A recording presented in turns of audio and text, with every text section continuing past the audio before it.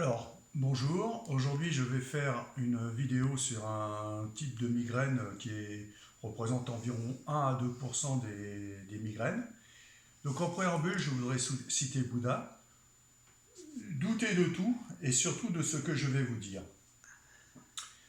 Ce qui veut dire que vous pouvez vérifier l'information que je vous donne dans les travaux de physiologie expérimentale faits par M. François Franck, qui datent du 19e siècle et qui sont toujours valables.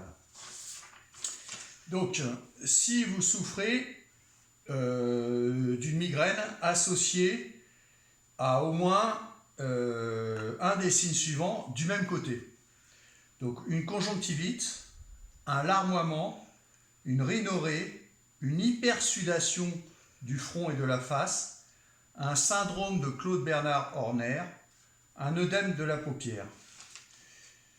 Vous serez affublé d'une algie vasculaire de la face. Vous aurez un traitement symptomatique et la cause ne sera pas recherchée.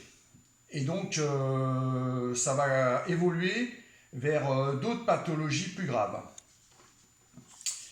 Alors, il s'agit en fait du réflexe nasofacio-oculaire découvert par François Franck en 1876. Qui entraîne également des modifications de la tension artérielle rétinienne. Donc vous avez un risque de glaucome, de dégénérescence maculaire, etc. Ça peut également modifier la tension artérielle générale.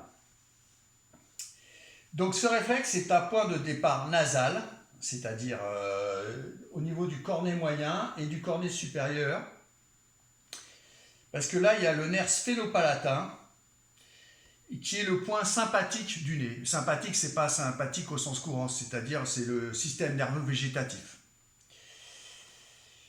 Donc il faudra également vérifier le ganglion cervical supérieur qui est en avant de la première à la quatrième cervicale, donc à peu près ici.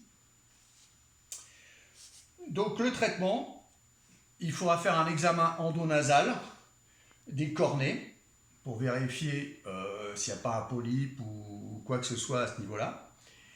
Et également un traitement par Indiba, des points que j'ai cités au-dessus, et également un traitement par Indiba des muscles de la mâchoire. Terminé.